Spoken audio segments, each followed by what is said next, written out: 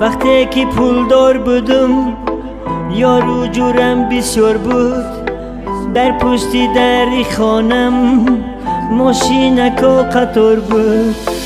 وقتی که پول دار بودم صد بود همه طرفه، ای من همه راضی بود یگان کس نبود خفه.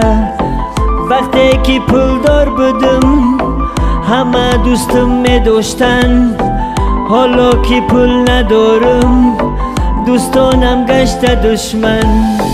وقتی می زدم عطسه دلار می ریخت ای کیسه، سلامت باشی رئیس می گفتن همه کسه.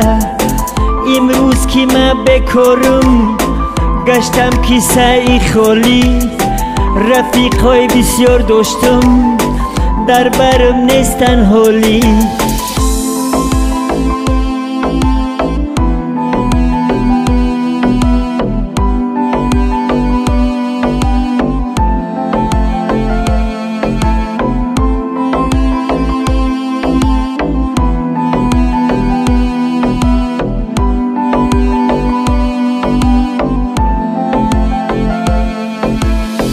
وقتی که پول دار بودم عروسک و قطار بود، ای پشتی من در کوچه پستی یعنی رزبار بود.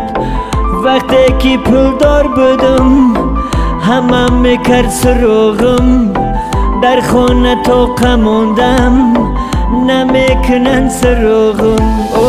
وقتی وظیفه داشتم آدم بودن محتاج، کاری دنیا همین است دیگر ندارم علاج.